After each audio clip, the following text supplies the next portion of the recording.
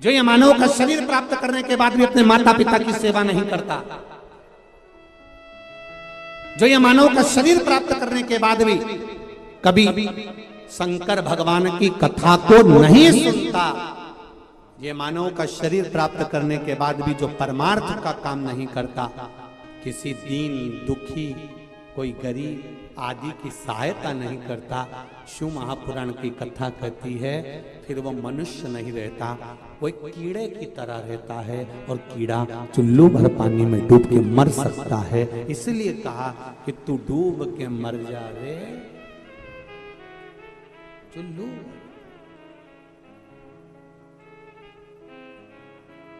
जपते रहो भगवान का,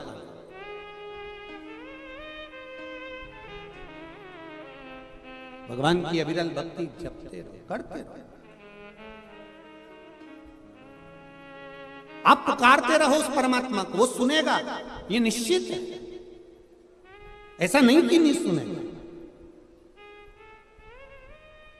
एक बार नहीं सुनेगा, दूसरी बार सुनेगा। प्रैक्टिकल करके देखो,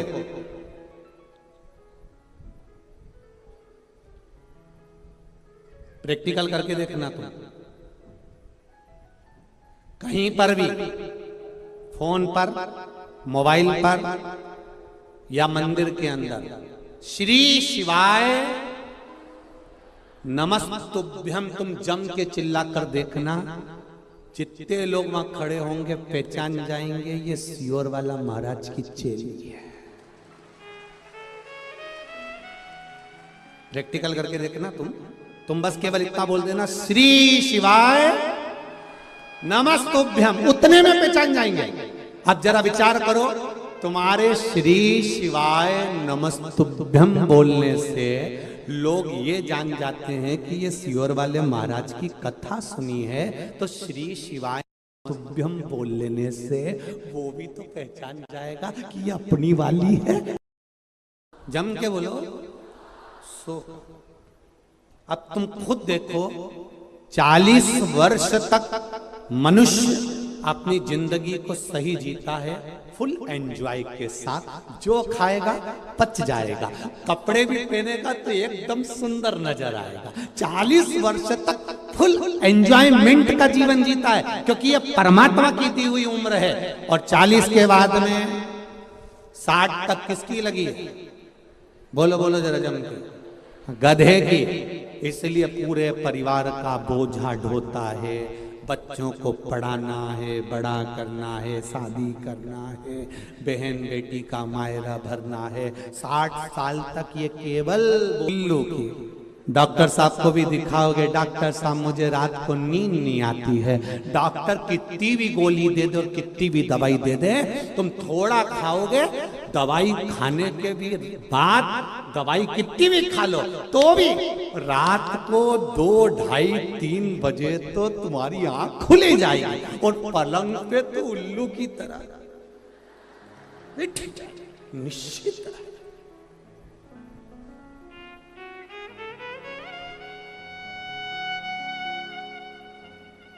अस्सी से 100 वर्ष तक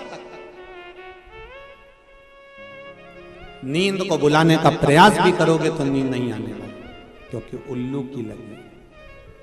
इसलिए शिव महापुराण की कथा कहती है 40 तक की जिंदगी अपनी है, उस जीवन को इतना खुश होकर जियो कि बाकी की जिंदगी खुश होकर जी सको। इतना खुश होकर, फुल आनंद के साथ।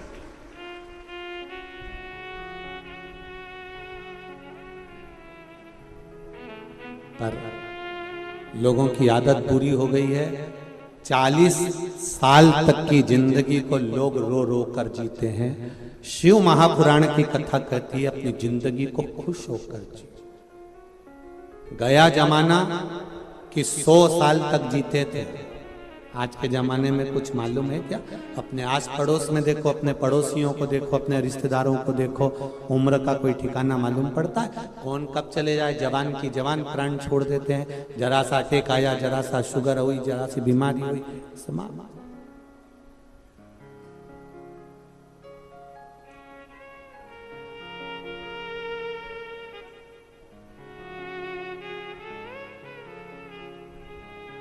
किसी ने पूछा गुरुजी पहले तो लोग 100 साल तक जीते थे, भगवान ने ऐसा क्यों कर दिया कि अब 100 साल तक तो कोई जा ही नहीं पाता, उससे पहले ही मर जाते हैं।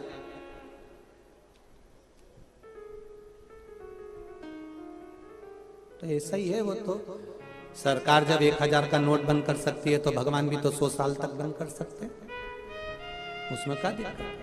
परमात्मा ने भी कहा कि भाई ये 100 लफड़ा समाप्त करो, भजन के बल पर उम्र बढ़ेगी। आपका भजन कितना, आपका मंत्र जाप कितना, आपका स्मरण कितना, आपका कीर्तन कितना, उठा लो इसको। दुख मत देना, इसको कष्ट मत देना, इसको रोग मत देना, इसको बीमारी मत देना, इसको शरणागति देना है, शरणागति। और ये पत्र में आया,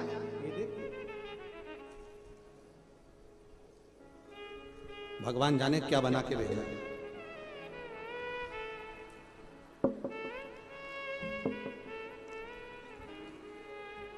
गुच्छा तो नहीं है कमर का। अच्छा।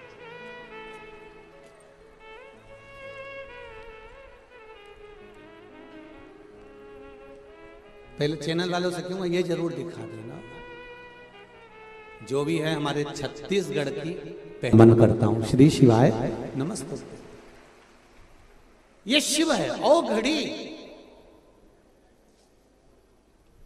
तेरी कृपा बिना न हिले एक भी अणु, लेते हैं श्वास तेरी कृपा से तन।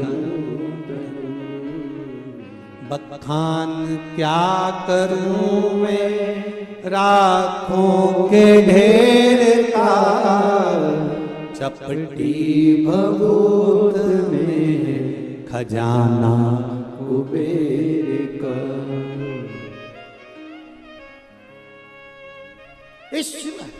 ये ओखड़ी, ये दयालु, ये दातार, ये करुणा सागर है। इसकी भक्ति शक्ति भी देती। अब करो शिव की आराधना। दुनिया के लोग बहुत रोकना चाहेंगे आपको, हंसेंगे, ठिठोली उड़ाएंगे, अपशब्द कहेंगे, पर शंकर भगवान के भजन को करने में पीछे मत।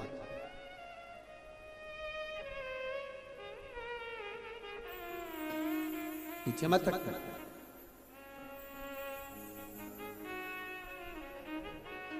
करो भजन।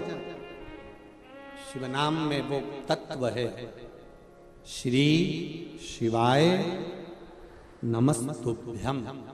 भले दुनिया के लोग कहते हैं कि यह मंत्र कैसा है, यह मंत्र का स्वरूप कैसा है, पर इस मंत्र में एक बात तो लिखी है कि शंकर भगवान को मैं नमन करता हूँ।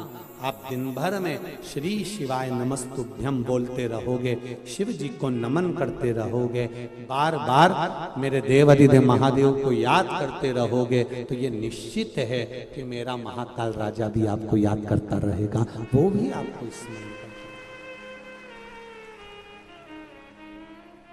भक्ति को नमन करता हूं। इतनी संख्या में इस ग्राउंड की जो कैपेसिटी है वो 7 लाख लोगों की है, पर इस कैपेसिटी को पार कर कर आप इधर से उधर तक पूरी रोड पर बैठे हो, और आपका साइलेंट रहना, चुप रहना, भगवान की भक्ति में डूबे रहना, आपका ये प्रेम शिव तत्व की ओर, अभी शिव तत्व की ओर अभी। और इसी के साथ में एक निवेदन, जितने लोग अब बाहर से आ रहे हैं कथा सुनने के लिए, और जितने लोग इस रायपुर की पावन धरा पर आना चाहते हैं अब कथा सुनने के लिए, तो उनसे एक निवेदन करना चाहूँगा।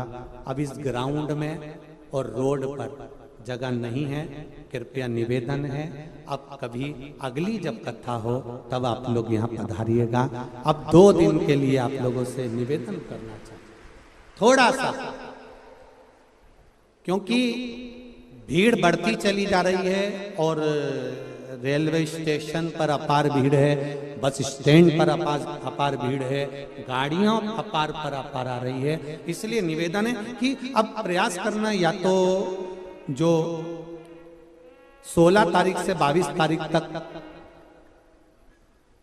Kanpur, Kalyanpur, new highway city, GT road पर जो कथा 2 बजे से 5 बजे तक होने वाली है, या तो आप लोग जितने लोग भी अब बाहर से आ रहे हैं उनसे निवेदन है अब अगली कथा में आप लोग पहुंचो, क्योंकि यहाँ संपूर्ण जो जगह है कई किलोमीटर तक फुल हो चुकी है, जिससे एक व्यवस्था, वैसे तो प्रशासन बहुत सुंदर व्यवस्था कर रहा है। मैं आदरणीय गृह मंत्री जी से कहूंगा, आपका छत्तीसगढ़ प्रशासन ने बहुत सुंदर व्यवस्था करी, उसके लिए बहुत बहुत साधुवाद है। बहुत सुंदर व्यवस्था, बहुत सुंदर व्यवस्था पुलिस प्रशासन भी कर रही है। मेडिकल, चिकित्सालय, यहाँ का जो नगर निगम, नगर पालिका जो भी है, वो बहुत सुंदर सुंदर व्यवस्था यहाँ के लोगों ने करी है। प्रशासन भी पूर्ण तरह से मुस्तैद रहकर पूरी व्यवस्था को संभाला हुआ है और हर तरह से बहुत। और यहाँ का जो रायपुर का सनातनी भाई है, कहीं पर चाय बांट रहा है, कहीं भोजन बांट रहा है, कहीं पानी बांट रहा है, कहीं किसी को नाश्ता बांट रहा है, उनको भी मैं नमन करता हूँ कि आपके दानदाताओं ने जो सेवा दी है उसके लिए बहुत बहुत धन्यवाद। आपकी भक्ति, बसंत जी अग्रवाल इस कथा के यजमान है, माना उनका पूरा परिवार यजमान है, पर अकेले व्यक्ति के साथ में प्रशासन भी कदम से कदम मिलाकर आगे खड़ी हुई है। इसलिए एक बार पूरी पुलिस प्रशासन को, पूरी संसार के जितने भी छत्तीसगढ़ के निवासी, सबको साधुवाद है बहुत बहुत। और इनका साथ पत्रकार, मीडिया अपनी कलम के माध्यम से, ये पत्रकार बंधु, ये मीडिया इतना साथ दे रहे हैं कि मैं निवेदन करना चाहूंगा आप सबसे कि इन पत्रकारों के लिए, सोशल मीडिया के लिए बहुत बहुत साधुवाद है साहब। बहुत सुंदर आपका भाव, आपका आनंद, सुख देने वाला।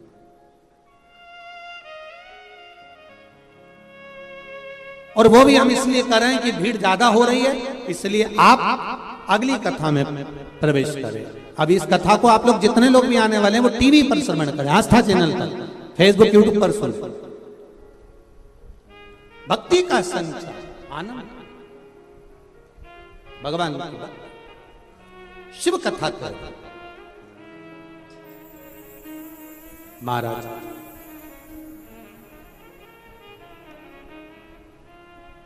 तेरे डमरू की धुन सुन के मैं काशी, अब काशी नगरी तो क्या रायपुर आई।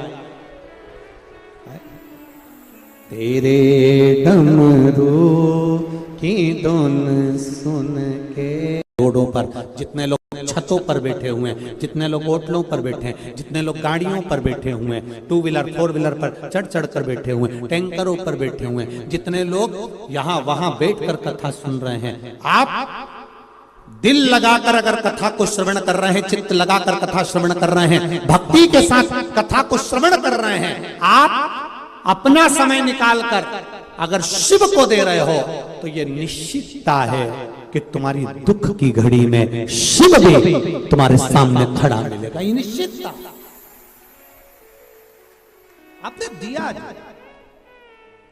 कल कथा में था, श्री लक्ष्मण भट्ट जी की धर्मपत्नी इल्मा गारू ने भगवान शंकर को बार बार याद किया, शिव का बार बार गुणगान करा, शंकर भगवान का बार बार गुणगान करा, तो चंपावन में चंपेश्वर महादेव को भी प्रकट होना पड़ा। केवल भक्ति के बल पर आप जब भगवान को याद करते हो तो भगवान आपको याद करता है।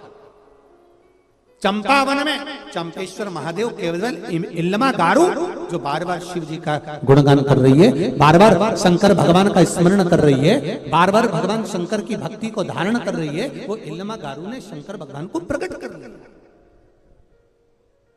शिव को प्रकट कर दिया।